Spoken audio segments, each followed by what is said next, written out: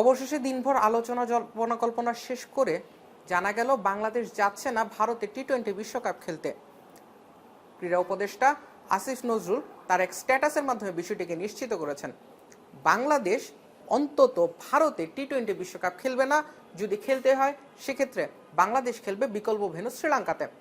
আমরা একটু পুরো ঘটনা প্রবাহটা যদি একটু পেছন থেকে আসি, তাহলে এর শুরুটা হয়েছিল কোথা থেকে? গতকাল শনিবার সকালে সর্বপ্রথম ভারতীয় গণমাধ্যমে বিসিসিআই সেক্রেটারি দেবজিৎ সাইকিয়া জানান, মুস্তাফিজুর রহমানকে ছেড়ে দেওয়ার জন্য অনুরোধ করা হয়েছে কলকাতা নাইট রাইডার্সকে।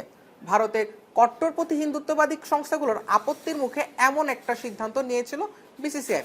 পরবর্তীতে দুপুর নাগাদ Kolkata Knight Riders official Facebook স্ট্যাটাসের মাধ্যমে জানায় মুস্তাফিজুর রহমান তাদের স্কোয়াডে আর থাকছেন না। এই ঘটনার পর থেকেই শুরু হয় সমালোচনা, যার রেশ পর্যন্ত যায় বিসিবির কাছে।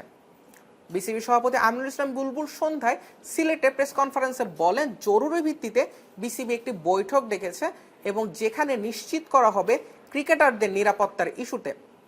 সেই বৈঠক চলাকালে রাত 11টা নাগাদ আসিফ নজরুল, বাংলাদেশ সরকারের যুব ক্রীড়া উপদেষ্টা, তিনি একটি স্ট্যাটাসের মাধ্যমে জানান বাংলাদেশে যেন আইপিএল এর কোনো খেলায় সম্প্রচার না হয় সেজন্য তথ্য ও সম্প্রচার মন্ত্রণালয়ের কাছে আবেদন করা হয়েছে।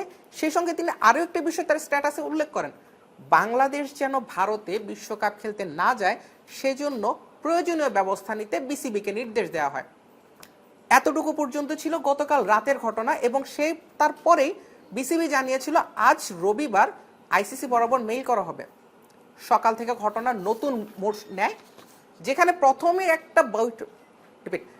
প্রাথমিক একটা বৈঠকে বিসিবি পক্ষ থেকে নিরাপত্তা সংক্রান্ত ইস্যুতে বিস্তারিত জানতে চেয়ে আইসিসি সিকিউরিটি ইউনিটের কাছে একটি মেইল পাঠায়।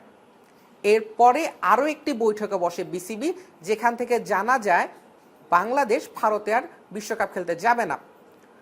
বিষয়টিকে বিসিবির কাছে আসার আগেই যুব ক্রীড়া উপদেষ্টা আসিফ নজরুল তার স্ট্যাটাসের মাধ্যমে নিশ্চিত করেন।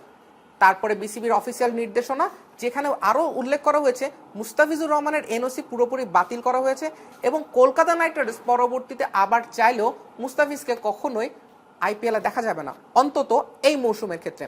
ঘটনা প্রবাহ যখন এমন, তখন আমরা একটু পেছন দিকে যেতে চাই। কানপুরে 2024 সালে সিরিজের দ্বিতীয় টেস্টের আগেও ঠিক একইভাবে বাংলাদেশকে নিয়ে এসেছিল হুমকি, যেখানে বলা হচ্ছিল বাংলাদেশকে খেলতে দেওয়া হবে না কানপুরের মাটিতে।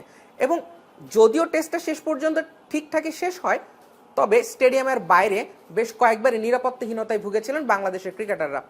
স্টেডিয়ামের বাইরে 5-6 জনকে গ্রেফতারের ঘটনা ঘটে। অনেক ধরনের দুর্ঘটনা পেরিয়ে বাংলাদেশের সফরটাও শেষ করে। আরও একটা বিশ্বকাপের আগে আর একটা বৈশ্বিক আসরের আগে ভারতকে কেন্দ্র করে এমন অবস্থা। এর মাঝেই গতকাল ইন্ডিয়ান এক্সপ্রেসকে বিসিসিআইয়ের একজন কর্তা বলেছিলেন যে ভারত বাংলাদেশে সেপ্টেম্বর মাসে নির্ধারিত সূচিতে খেলতে আসছে না, তবে বাংলাদেশ বিশ্বকাপ খেলতে যাবে। আজ সকালে টাইমস অফ ইন্ডিয়াতে বিসিবির আরেকজন কর্তা নাম প্রকাশ না করা সত্ত্বেও বলেছিলেন, কারো ইচ্ছার অধীনে থেকে ভারত থেকে বিশ্বকাপ সরিয়ে নেওয়া সম্ভব না। তবে সবকিছুকে পেছনে ফেলে বাংলাদেশ ক্রিকেট বোর্ড জানিয়ে দিয়েছে ভারতে যাওয়া হচ্ছে না।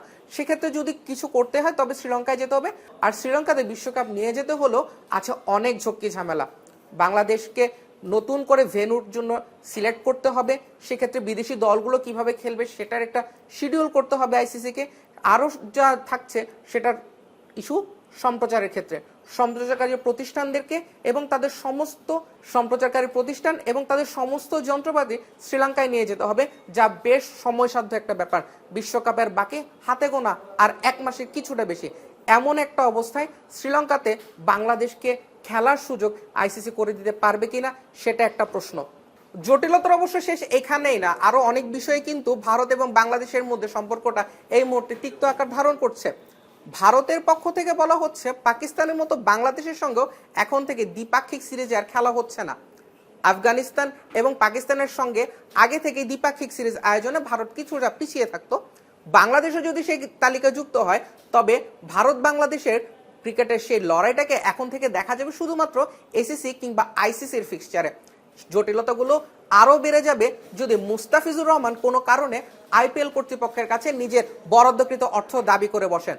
নিলামে 9 কোটি 20 লাখ রুপিতে মুস্তাফিজকে দলে ভিড়িয়েছিল কলকাতা নাইট রাইডার্স, কিন্তু আইপিএল ইতিহাসে প্রথমবারের মতো ফোর্স মেজার ইস্যুতে মুস্তাফিজুর রহমানকে বাদ দেওয়া হয়। সেক্ষেত্রে মুস্তাফিজুর রহমানের পেমেন্ট সিস্টেমটা কেমন হবে সেটাও একটি আলোচনার বিষয়। যদিও নিয়ম বলছে মুস্তাফিজুর রহমান এক্ষেত্রে আইপিএল কিংবা কলকাতা নাইট রাইডার্স কারো কাছ থেকে কোনো অর্থ পাচ্ছেন না, বরঞ্চ মুস্তাফিজুর রহমানের জন্য বরাদ্দকৃত 9,20,00,000 রুপি চলে যাবে কলকাতা নাইট রাইডার্সের পার্সে।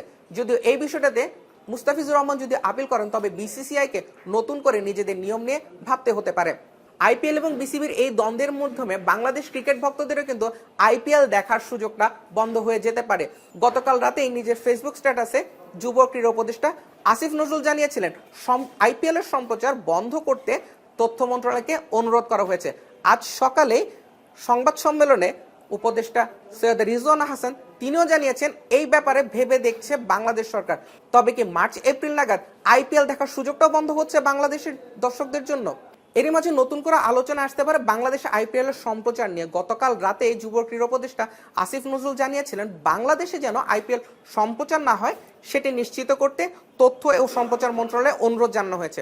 এরপরে আজ সকালে তথ্য উপদেষ্টা সৈয়দ রিজওয়ানা হাসান জানান বাংলাদেশ সরকার এই বিষয়টিকে বিবেচনা করছে, যার অর্থ বাংলাদেশে সম্প্রচার বন্ধ হচ্ছে আইপিএল এর। অন্য একদিক থেকে যদি বিবেচনা করা হয় ভারতের ক্রিকেটের সঙ্গে রাজনীতির এই সংযোগটাকে একটু পিছন ফিরে দেখা যাক। নভেম্বর মাসে বাংলাদেশে ঢাকা জাতীয় স্টেডিয়ামে খেলতে এসেছিল ভারত ফুটবল দল, যেখানে বাংলাদেশ জয়লাভ করেছিল 1-0 গোলে।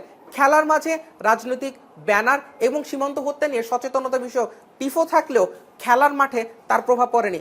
ভারত দল বাংলাদেশে এসেছিল, খেলেছিল এবং চলে গিয়েছিল সম্পূর্ণ নিরাপদভাবে। তবে ক্রিকেটে আসতেই সেই সংখ্যার শুরু, সেভাবে রাজনৈতিক বলয়ে চলে যায় ক্রিকেটের পুরোটা অংশ। বাংলাদেশ সরকার এরই মাঝে পুরো বিষয়টিতে দেখভাল করছে এবং সংযুক্ত হয়েছে। যদিও ভারত সরকারের পক্ষ থেকে এখন পর্যন্ত কোনো প্রকার কার্যক্রম দেখা যায়নি, তবে ধারণা করা হচ্ছে খুব শীঘ্রই এতে যুক্ত হতে পারে ভারতের সরকার এবং রাজনৈতিক সংশ্লিষ্ট অনেক ব্যক্তিত্ব। এরই মাঝে উত্তরপ্রদেশের সাবেক বিধায়ক সঙ্গীত সোম মন্তব্য করেছেন মুস্তাফিজকে খেলতে না দেওয়া ভারতের 100 কোটি সনাতনীদের মন রক্ষা করেছে। তবে কি ক্রিকেটেও আসছে ভারতের রাজনৈতিক এবং ধর্মীয় প্রভাব? যদিও উত্তরটা অনেক আগে থেকে হ্যাঁ কিংবা ইতিবাচক ভঙ্গিতে আছে, তবে নতুন করে মুস্তাফিজ না থাকায় সমস্যা আরো প্রকট হতে যাচ্ছে।